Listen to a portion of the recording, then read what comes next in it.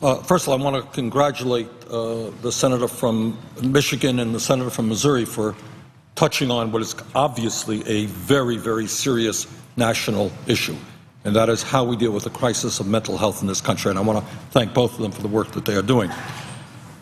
Madam President, I want to say a few words as a member of the conference committee on the budget, which is hoping to avert another government shutdown and come up with a sensible long-term budget for our country. Madam President, I think the first point that I would make is I am always amazed that when I return from Vermont and come here to Capitol Hill, how different the worldview is in here as it is to the real world, whether it's Vermont or when I travel other states around the country. It almost seems like we are living on two separate planets. As a member of the Budget Committee, I understand, as do the American people, that a $17 trillion national debt and a $700 billion deficit is a serious issue that must be addressed. And the American people know that. But you know what else they understand? They understand that there is an even more important issue out there, and that is that real unemployment today is close to 14%.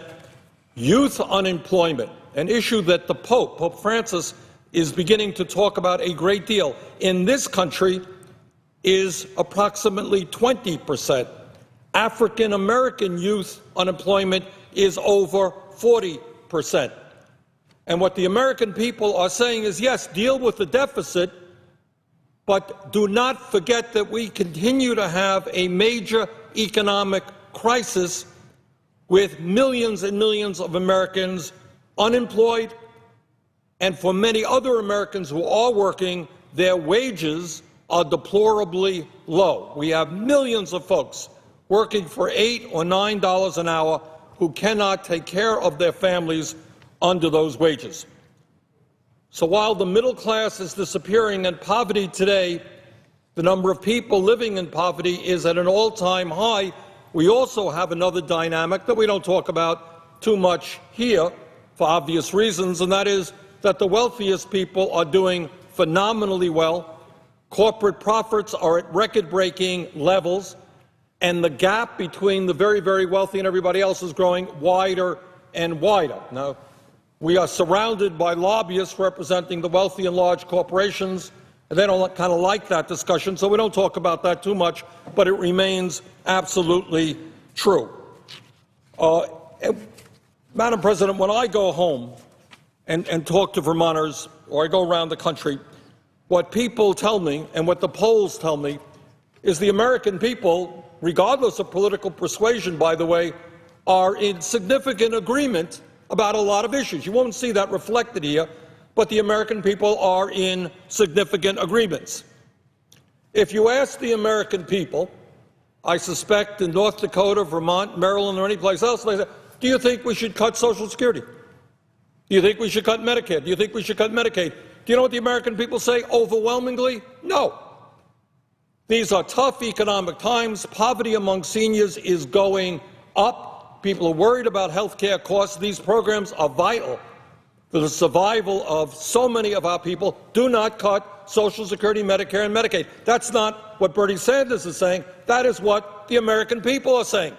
That is what Democrats are saying. That is what Republicans are saying. That is what independents are saying. That is what people who agree with the Tea Party are saying. Not a whole lot of dispute outside of Washington. Inside Washington, the picture becomes a little bit different. And we have virtually all Republicans talking about cutting Social Security, Medicare, and Medicaid. Got the president talking about cutting Social Security, Medicare. We got Democrats, some Democrats talking about it. But that's not what the American people believe. According to the latest poll that I have seen on this issue, it was a national journal, United Technologies poll. 81% of the American people do not want to cut Medicare. 76% of the American people do not want to cut Social Security. And 60% of the American people do not want to cut Medicaid. So I have a very, very radical idea for my colleagues is, hey, what about occasionally, don't overdo it, but occasionally listen to the people who sent us here. and that is that they don't want to cut these terribly important programs. And second of all, what do the American people want? And what they want is that we invest in our infrastructure and we create the millions of jobs that we desperately need. According to a Gallup poll, March 3rd, 2013, 75% of the American people, that includes 56% of Republicans, 74% of independents, 93% of the Democrats, support, quote, a federal jobs creation program that would spend government money designed to create more than 1 million new jobs. So the American people are saying, yeah, deficit is important, what is more important is creating jobs. Rebuilding our crumbling infrastructure is one way to do it.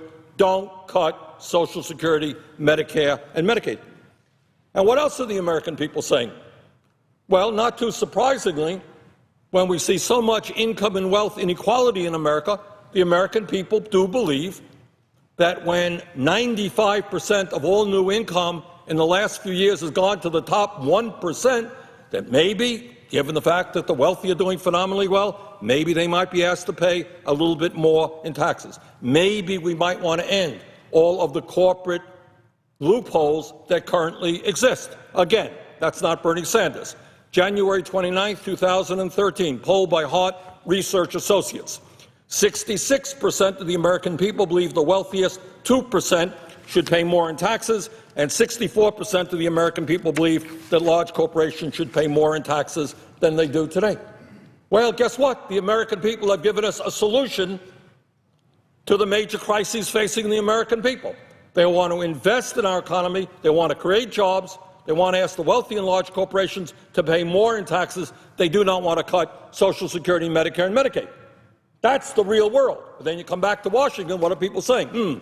Let's cut Social Security, Medicare, and Medicaid. Let's not invest in our infrastructure and create jobs. And in fact, let's give more tax breaks to the wealthy and large corporations.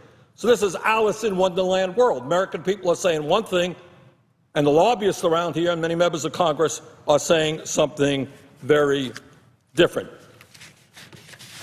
Madam President, when we talk about the deficit, which in my view is an important issue, and we should be proud, by the way, that we have cut the deficit in half in the last few years. We have more to go, but we should take some credit for that. It is very important for us to remember how we got to where we are today, $17 trillion national debt and a $650 or so billion deficit.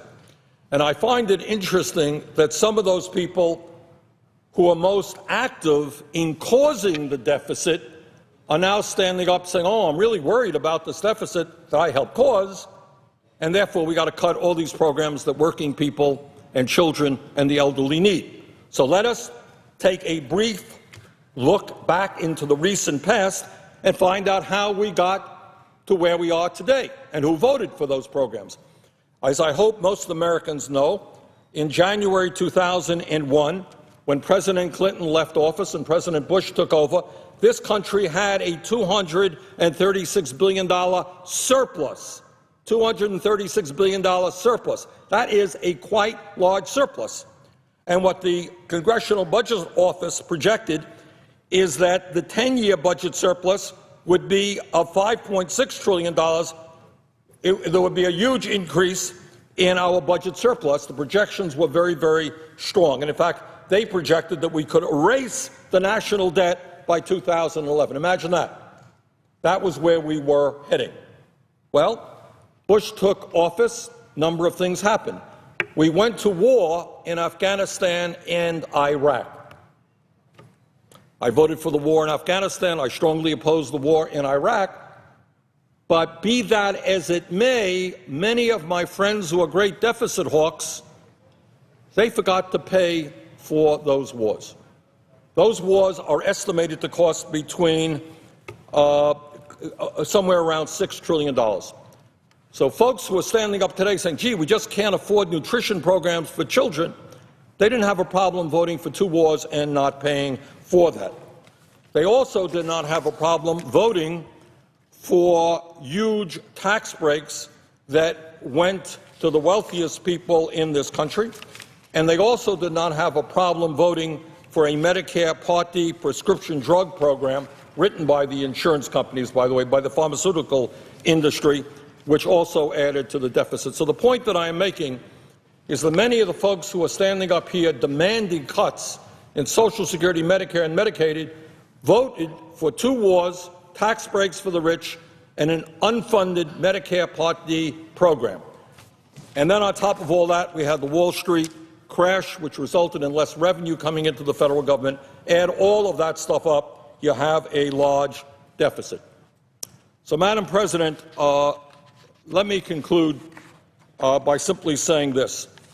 At a time when we have massive wealth and income inequality in America, something we should focus on from both a moral perspective as well as an economic perspective, at a time when the middle class is disappearing and millions of people are working longer hours for lower wages, at a time when we have the highest rate of childhood poverty in the industrialized world, at a time when senior poverty is increasing, at a time when we have 20% youth unemployment in this country, in my humble opinion, you do not balance the budget on the backs of the most vulnerable people in this country, working people, the elderly, the children, the sick, and low-income people. That is not what you do.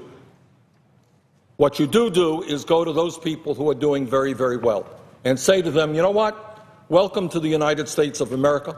You are part of our country. You're part of our economy. This country has problems now. You, if you're a large corporation, 1 out of 4 large corporations paying nothing in federal income taxes, you're going to have to start paying your taxes. You can't just stash your money in the Cayman Islands and in other tax havens. And if you're an extremely wealthy person doing very well, you're going to have to contribute more in tax revenue. Bottom line is we need to create jobs in this country, we need to protect the most vulnerable people in this country, and we need to do it in a way that is morally right and which makes good economic sense. And with that, Madam President, I would yield the floor.